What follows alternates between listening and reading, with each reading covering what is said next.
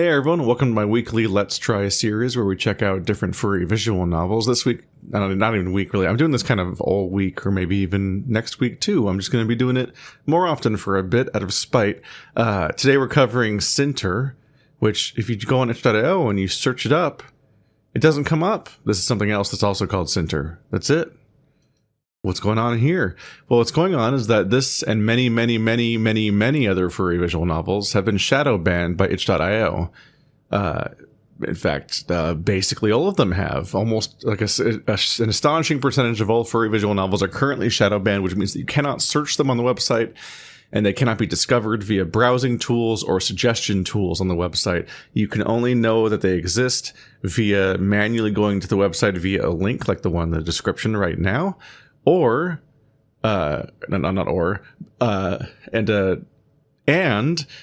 of these games are going to just go away. In fact, some people's games are being taken down altogether, meaning that you can't download them at all because they're being reviewed and being seen as not permissible for the website. Why is that happening? Because Visa and MasterCard and PayPal and Stripe are currently using their monopolistic power over all of online commerce to decide what art is allowed to exist or not on platforms that use their payment systems, which is, as you might imagine, virtually all existing payment systems that people actually use. So they're currently purging the internet from all sorts of NSFW art and all sorts of other forms of expression, and oftentimes even things that aren't NSFW at all, but things that are queer or things that are anything that is distasteful at all.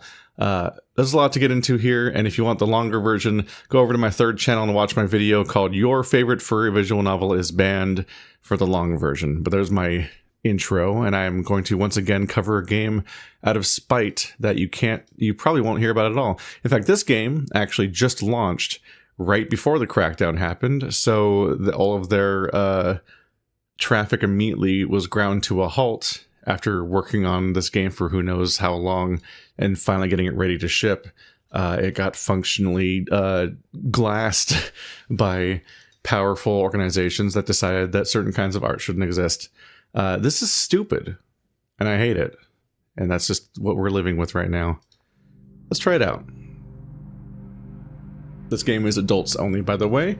In the long term, the current build doesn't have any NSFW content according to its page, but it's going to eventually. The thrashing water's gone still. My body hangs in the dark like I'm floating on air, not quite sinking to the bottom of the ocean. I'm stuck in it again. That dream. I remember it now. This feeling. These sights and sounds. I know I'll forget again when it's over. I see a light blooming, blinding me. Not above, but below. It's dull, yet golden. It reminds me of the lighthouse nightlight I used to have. I drift towards it. I don't even have to swim. I simply will myself closer, and closer I'm drawn. The light starts to take shape. It's an opening, like a maw without teeth. It's wrapped with coral and ringed with translucent fronds of wispy, jelly-like fish. Let's take a moment to parse what we're looking at here now that there's more light. Oh, there's a hand pointing at us. That's why it's hard to make out. It's obscuring the anatomy of the character. Yeah. There's a hand pointing at us. It looks like a hyena sinking back first into the water. Big old bushy tail. Yeah. Luminescent patterns dance and spiral across its surface like a kaleidoscope. For some reason, it soothes. My nose is thick with the stink of a muddy swamp, a rotten, acrid stench that burns my sinuses and makes it hard to breathe. It tries to speak to me, but its voice is soundless. Somehow, I feel the words in my chest. You do not belong on the surface.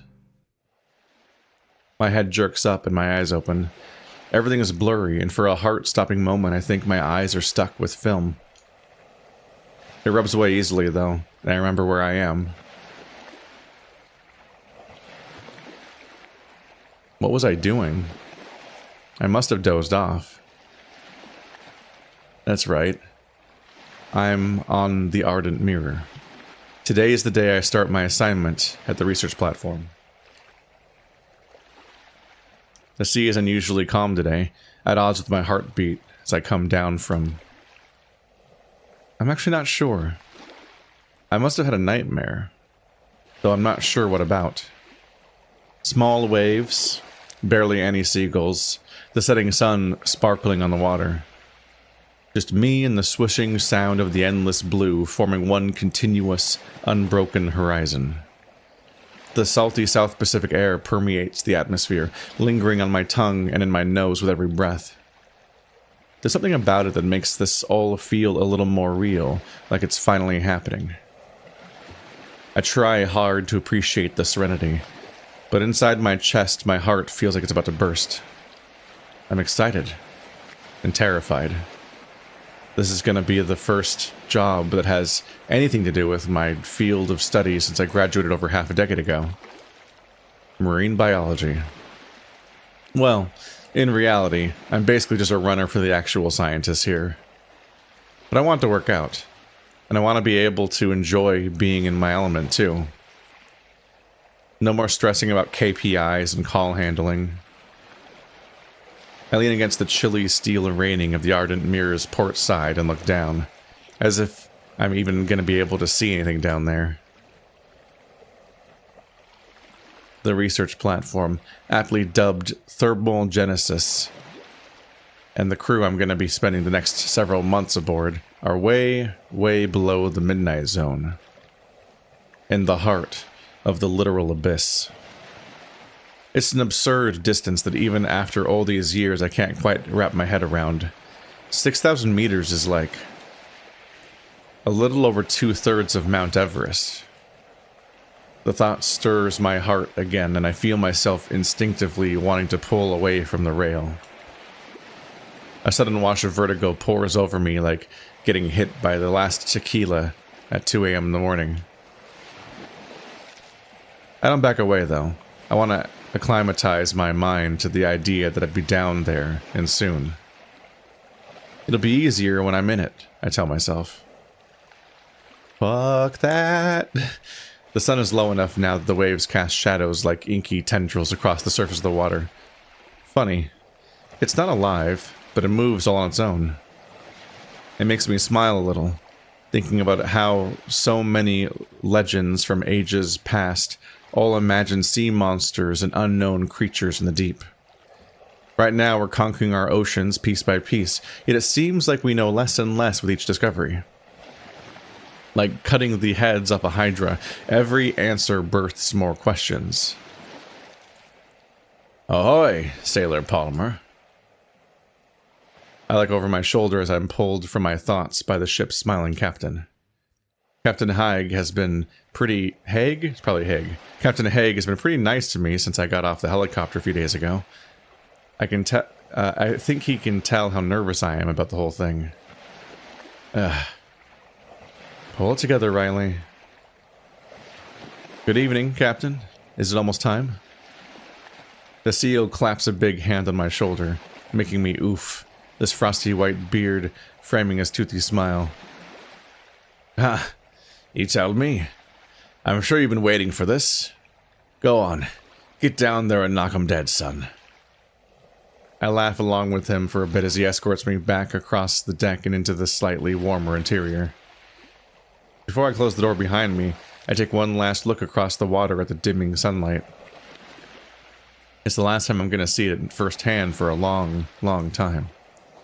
I commit the scene to memory and step inside.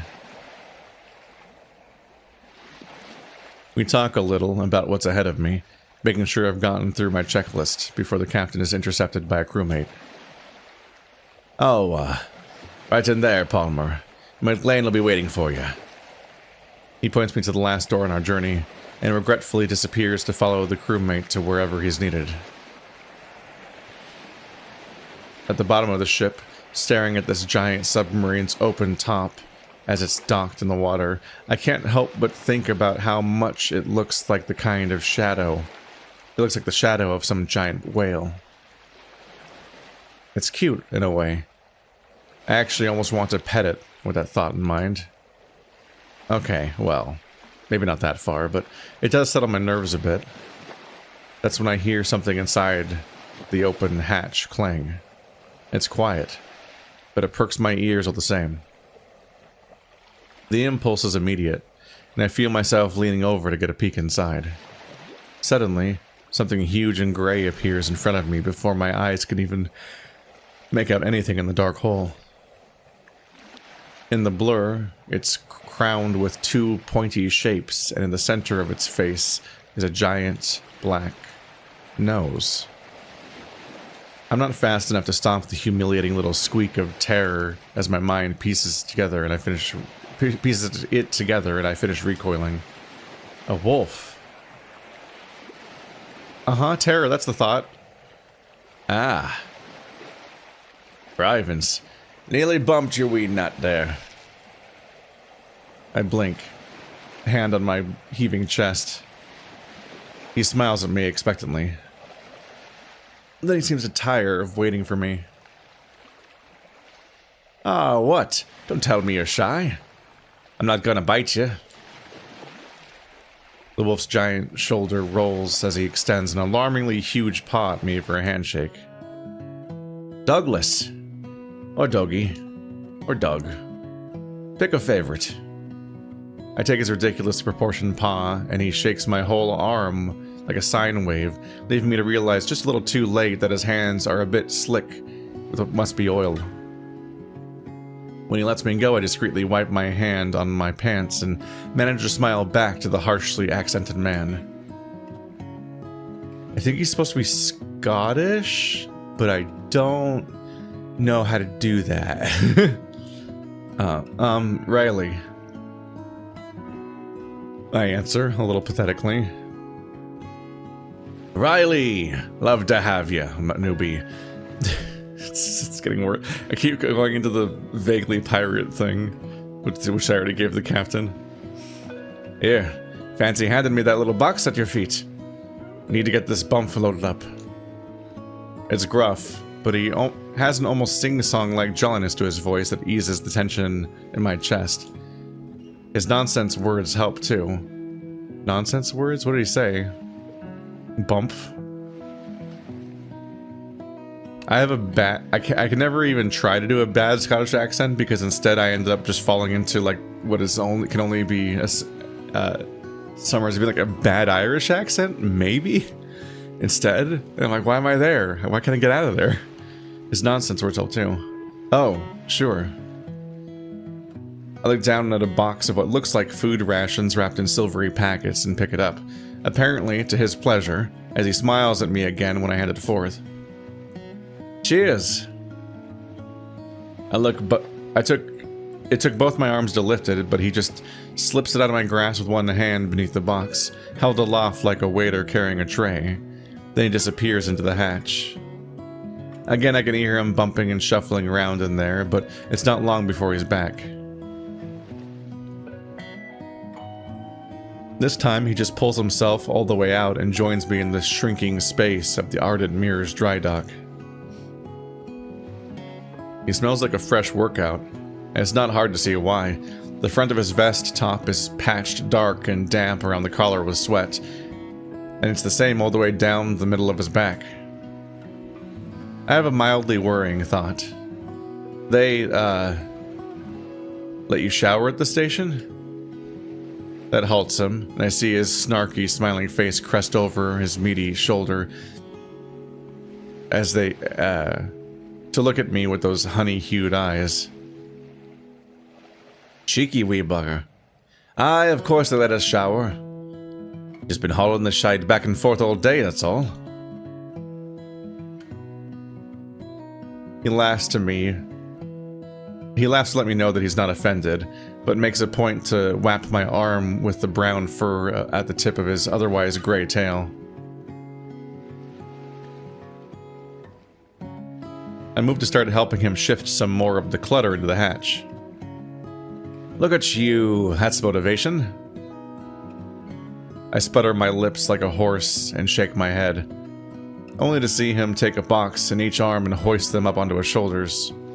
His biceps, each as big as my head, practically explode with the exertion as he marches his way back over to the hatch. Way to go, show off. How you gonna get down the hatch like that? Fuck, you're right. I don't see him blush, but I do watch his tail curl around his tree trunk of a leg. He does a little dance trying to see over his pectoral shelf with both those boxes in his arms, looking for somewhere to set them down. Pectoral shelf is just an insane, and it's insane that there's people who just gain a new anatomy that other people don't have, when you think about it. I roll my eyes, unable to hide my smile, and reach up to take one. Hey, give me this one. Put the other one down at your feet and I'll hand them to you once you're in the damn hole. Douglas pauses, then shakes the box closest to me, letting me know he's ready. I take it, freeing him to set down the other where he's standing with both hands, then he climbs down again. Smart. We spent the next 30 minutes working together, packing things into the submarine while making small talk. It's nice. It takes my mind off the anxiety I was feeling before. He doesn't have feet. He ain't got no feets. Sprite ends there. After we finish squaring all the heavy supplies away, I take a minute to breathe and realize how Douglas got so sweaty. I'm not faring much better myself.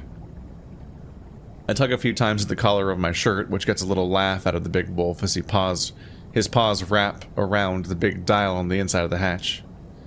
With a groaning squeal and a deep, final clunk, the hatch slams shut above us, leaving us in the dim, reddish lighting of the submarine. Douglas cranks the wheel a few times, listening to it ratchet down until airtight. Then I see his yellow eyes light up from above me as they catch the ambient light in the way predator eyes do at night. Struggling?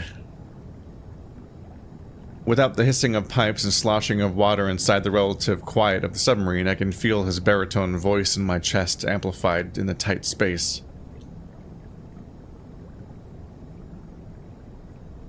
The wolf lets go of the ladder, and I both hear and feel his massive boots stomp on the textured metal floor beneath us in a way that rattles my shins.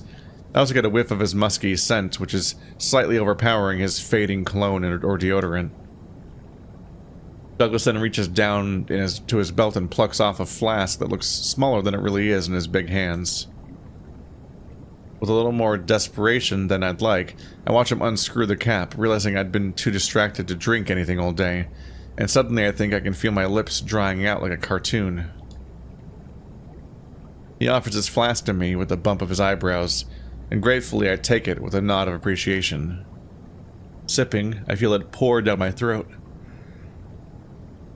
the chill pleasantly spreading across my chest as it settles in my stomach, cooling me. I must have closed my eyes because when I try to hand it back, I now see Douglas is halfway down the cramped hall and moving towards one of the chairs.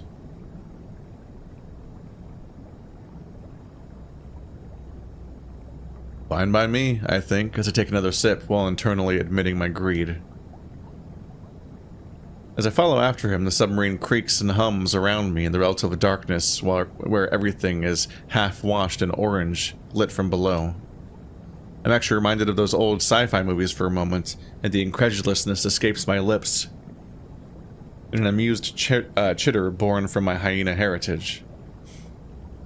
Douglas sits on a swivel chair that's bolted down in front of a sonar console, leaving 3 other empty chairs arranged in a square, each with their own stations. I choose one opposite to him as he starts to clack his claws on the keys in front of him, finishing with a flourishing final tap that sends some green text across the smaller screen to his right. That's Captain Ross. That's Captain Ross Telt. We're fit to go. I'm fucked. That's Captain Ross Telt. We're fit to go. Right. The entire sub shunts as a blaring alarm sounds from above to signify that we were about to start moving. For a minute, I feel all the breath leave my lungs, and I shakily inhale to replace it all. Goodbye, surface. We're taking the plunge. Taking me back to Subnautica. No, I'm not ready. Several minutes pass in relative silence as we begin our descent. Once all the rattling stops, I find it to be uncomfortably quiet. I can see why the captain seemingly only had the one sprite, because we're immediately fucking off.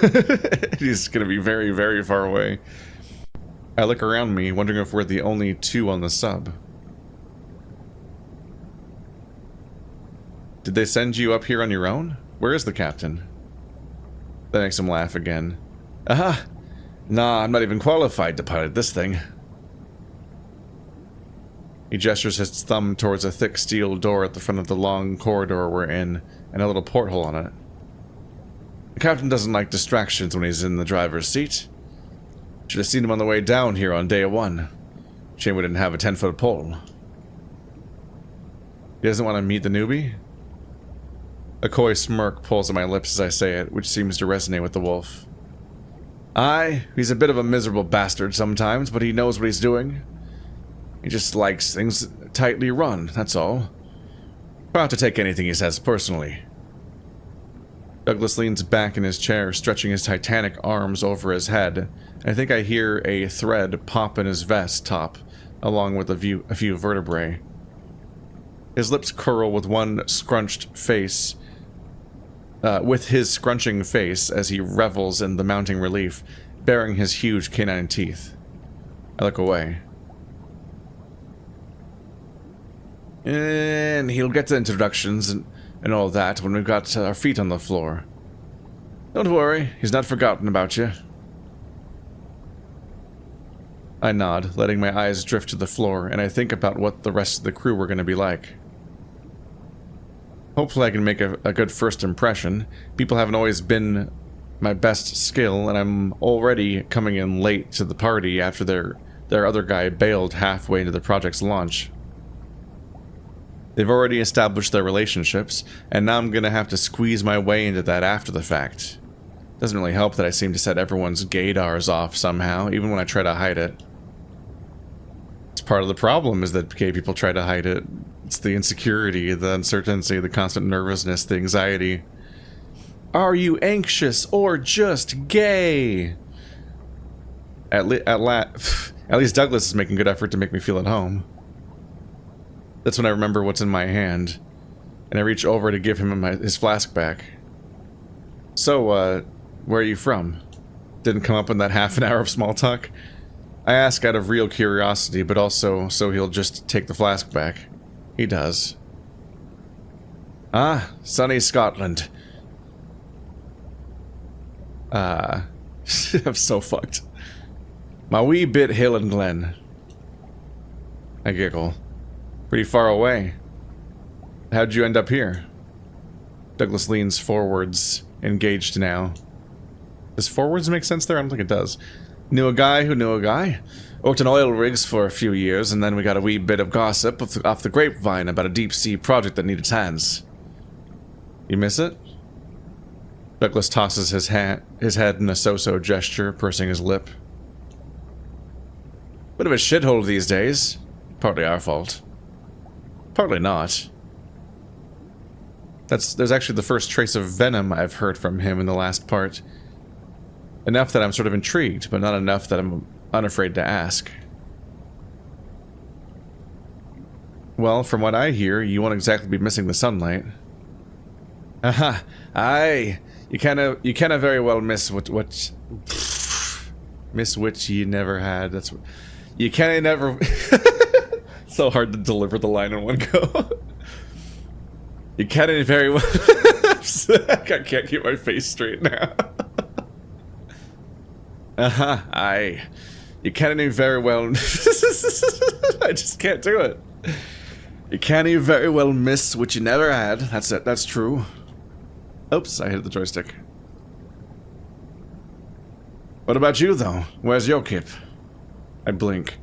and he seems to consciously dial in his accent a little bit. Where are you from? America, obviously. Southern? It's not, I don't know if that's an accent versus a dialect. Florida. Oof. Yeah. I'm going to Florida next month. Hot, muggy, weird politics, lots of geriatrics, venomous, everything. Megaplex. Not good for the fur, then. Well, you'll be glad to know the ThermalGenesis is climate-controlled. So if you sweat, it's because you want to. I wonder why ThermalGenesis isn't spaced. Sounds good to me. Gotta say, though, I'm gonna miss Cocoa Beach. Beaches? Fair enough. Not for me, but at least there's plenty to look at. I quirk my brow at the sultry swing of his tone. Well, I mean, I'm just there for the water and the vibes, really.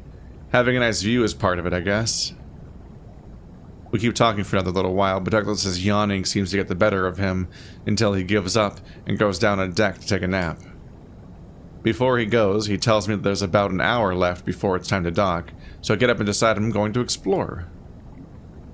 As it happens, there's not much exploration to be done in a claustrophobic steel tube, and there's a lot of equipment here that I'm not totally familiar with. What ends up catching my attention in the end is how dark it already is outside. The portholes are small and the glass is extremely dense. But when I look outside, all I can see is the infinite expanse of absolutely nothing. My pulse bumps up a few ticks, the excitement returning from before. I'm really down here, on my way towards a research base that's at the bottom of the ocean. Fuck that. I let myself get immersed in the feeling, my feet shuffling across the ridged metal, making my way towards the little circle of darkness on the hull of the submarine. My little window into the depths. Something glows to life outside my new nook in this porthole. I can't believe my eyes as I squint to adjust to the new shapes slowly forming against the inky blackness. Ooh. It's a giant siphonophore, a cousin of the Portuguese man-of-war and very rare. What is that? Upsetting Uzumaki spiral in the middle of the ocean. Bioluminescent. They're considered one of the largest organisms on Earth, despite the fact that they're technically massive super colonies of microscopic organisms all working together. It's beautiful. This is it. Everything I've done up until now has been worth it. It feels like I'm where I'm meant to be. There's only going to be more for me to see. Looking at it, the way it coils and floats motionless in the water, it's beautiful and haunting in equal parts. Pictures and videos just can't impress upon us how alien the things down here truly are. Palmer. I whip my head around to my right to see the giant shape of a man standing in front of the now open door to the cockpit. Darkness Bull.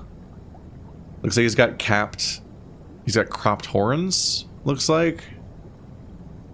And he's got a gay little strap. I can't unsee it. Toaster told me that, like, arm and leg straps are just the gayest accessory on the planet. And you're like, kinda.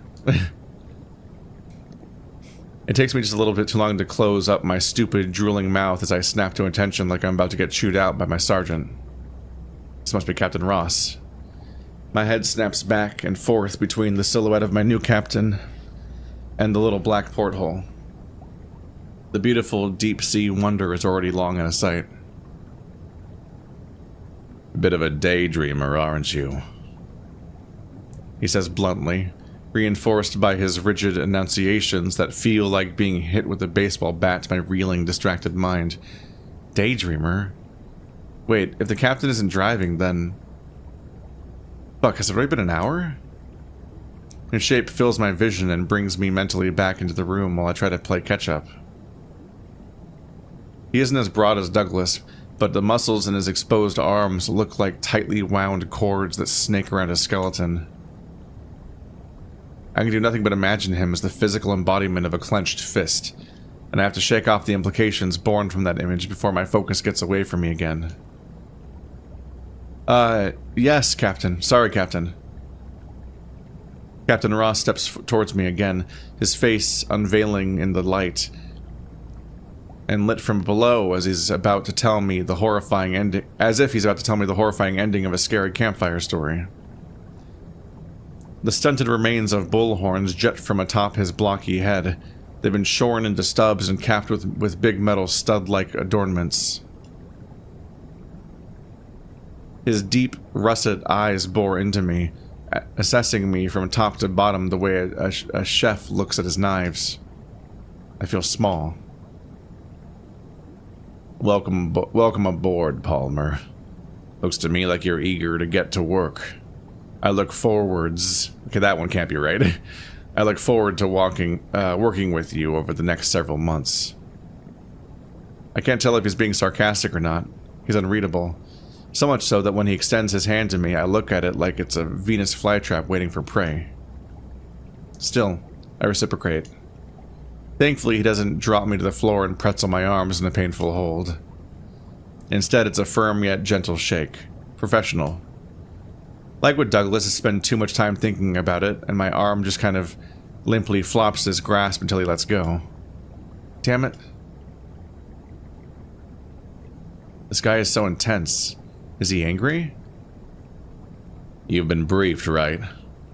How much have they told you about the mission before sending you down here? I blink, a little taken aback by the question. I suppose this project was rather secretive, so maybe he thinks they've kept me in the dark? Or maybe he thinks my vacant stare is a bad omen of my competence and he's trying to check me. I straighten up and clear my throat. Yes, I've been assigned to the International Deep Sea Research Lab, ThermalGenesis, as the replacement communications officer. Our mission is to spend the next several months studying the emergence of a new undersea volcano on the floor of the hadopelagic zone. We're looking for a new species, anomalous readings in seismic activity, and potential new applications in geothermal energy. Good. You're up to speed, then. I assume McLean is below us. A slacker, that one. I exhaled a deep breath I didn't realize I was holding. He is, but only after we hauled everything down here. He helped me get oriented before we went anywhere. Well, I wanted an inventory count from him to make sure they actually gave us everything we ordered. It wouldn't be the first time. The bull moves past me, eyes locking on the steep, almost ladder-like stairwell to the lower deck. I don't follow him, but I hear him clomp his boots all the way down and bang on something, followed by a startled snort from the dazing Douglas. McLean, we're docking, get moving. I'm up. It's more like an, I'm up. Especially with the sing-song he's got. Barely a moment later, the captain is back up the stairs and in front of me and pointing out orders. Palmer, get on comms to ThermalGenesis. I want the engineer on standby to assist with Dock A. Tadpole 1 at Dock A. I stand there stupidly for a half second, processing, then turn to the same station Douglas sat at earlier. Out of the corner of my eye, I see the captain disappear into the cockpit again and swing the door closed. The terminal whirs to life in front of me. I quickly familiarize myself with the buttons and their labels. The screen in the middle of my radar. On the left, I have a list of channels to select for voice communications, and on my right, there's the monitor and keyboard Douglas used to message the captain. I scroll through the channel list until I find one titled The Gen All. I hold down the button on the stand microphone in front of me. Attention, this is Communications Officer Riley Palmer aboard Tadpole 1 requesting the engineer aboard ThermalGenesis. Please attend Dock A to assist with docking procedures. Repeat, engineer to Dock A to assist Tadpole 1 with docking procedures. Over. I let go of the button and wait, only to be answered by the sound of grainy shuffling and cluttering, the speakers in my headset picking up the sound of something metal clattering and banging against something. Ah. Fuck! I give a start as the tight, nasally voice squawks down the receiver at me. I open my mouth to speak, but I'm interrupted before I can say anything. What do you want? Whoever this is breathing heavily right into the microphone like they're running somewhere. This is... Heard you the first time, asshole. I'm coming. I'm... not sure what to say. Hello? Wrong number? This is Meepy. Speak to me. I stammer, trying to find my words. Okay. Meepy? Or Mippy? That's a name. We're coming in. Be ready for us. The crackly sound of panting coming through my headset labors on for a few more seconds, sounding a little too winded to have just been running to the dock. Yeah? I'm here. Oh my god, I'm gonna die. Yep. Dock A is ready. Thank you, Mippy. We will see you aboard, Officer Palmer, and in communication. Getting up and turning away, I almost bumped straight into the sternum of Douglas. What? His big paws brace my shoulders and steady me. Oh my god. Easy does it. Rushing around like that's gonna shorten your nose. I take a bashful step back, having to crane my neck up to see him. Sorry, I'm just excited. The wolf pats me on the back and follows me as I turn towards the hatch at the end of the corridor, where we left all of our supplies. An alarm blares from somewhere outside the submarine, and what sounds like heavy machinery clanking and shifting into place gently shunts us from side to side. This is it. I'm gonna be part of something huge. I look back at Douglas and we wait for the alarms to stop. We can't open the hatch until we're given clearance. But even that doesn't take too long as my mind races with all the great things I'm going to be a part of down there. When the lights inside the sub switch from orange to white and everything starts to light up, I see Douglas bounce his eyebrows playfully at me, encouraging my eagerness. The ratchets on the hatch crank open, and I look up to see the faces of my new crew. Oh, that's the end of the demo. That is exactly where you'd expect a demo to potentially end, because when it's time to have a bunch of art ready for more characters. Thank you for playing our demo. We crafted it with love over the course of a burgers and gamer subs fueled week. This is our first ever visual novel project, and we're thankful that you're a part of the journey with us. Strikes and Alba. And there's the creators right there. Yep, same people.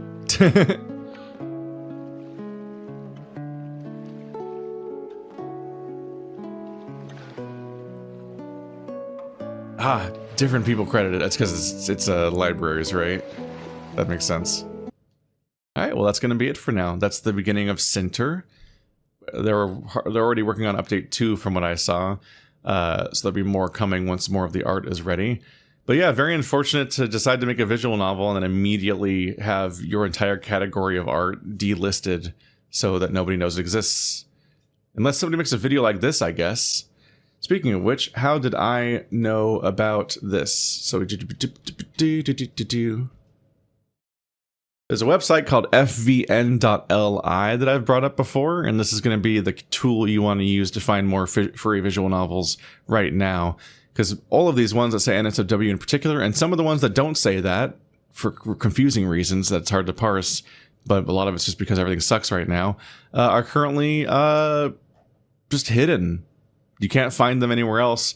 You can technically download the games if you can find the pages, but you don't have a reason to know that the games existed in the first place or that the updates happened and so on if all of the more normal browsing features are all disabled because everything is shadow banned across the entire website. So check out fvn.li if you want to be able to browse. It's not just, by default, it's a chronological feed of all furry visual novels and sorted by their most recent update date, but there's also a bunch of settings about like what languages that it's SFW versus NSFW, what platforms, development update form, sort by word count, review count, popularity, and so on. Also, I just noticed that down here is Minerva, which I covered a while ago, and I think it used to be called Eyes Wide Shut or something like that, with both eyes open. It had an old name. It's now called Minerva. That's made by Halix, which is one of the people that's in our videos sometimes playing Overwatch and Peak and so on. Their game is also hidden and shadow banned, and they also just did an update on the 22nd. It's like, fuck them, I guess, right? Like, this sucks. People are just working on their games, and their games are getting freaking shadow banned, and their work is just going to nothing. So I'm going to keep covering some more furry visual novels this week, in between the peak episodes, by which I mean episodes of Peak. And for more context, you can check out Boring Threeth over here. Check out fvn.li to find more furry visual novels right now as a replacement for the browsing features that are currently disabled. And I don't know, we'll see if there are different, if we stick to itch.io as a community, or if some other change happens. It's a big deal to change platforms because bandwidth is expensive. A lot of people forget this because they're used to just the ambiguity, is that the right word, of platforms, and the ubiquity of platforms, and everyone being on Facebook, and everyone being on itch.io, and everyone being on Twitter, and so on and so forth. So they're not used to the old internet realities, which is that if you host stuff and it gets popular, it actually costs you a lot of money if you're not monetizing it directly, because you end up being charged for all the bandwidth and stuff like that in many cases. It's difficult to host a website that would allow people to download thousands of games that all are about a gigabyte in size or less or more. So I don't know what the solution is if we can't make things work on itch.io. So things are really precarious right now, which is all the more reason to check out my video that explains this stuff, and also look into the phone numbers that you can call to complain to help reverse this, hopefully, because everything that's happening right now sucks. So hopefully they can unsuck, because I'm a little tired of people losing rights every week, basically. Just more and more civil rights being lost, more and more things about what art's allowed being restricted, and more like right now the UK just can't use most websites and services without verifying their like age or face and so on. You have to scan your face with an AI thing to use Discord. Like, what is happening? What are we letting people do to us? This is fucking stupid. But anyway, I'm just rambling now because the video ended a little early, I guess. I'll see you next time.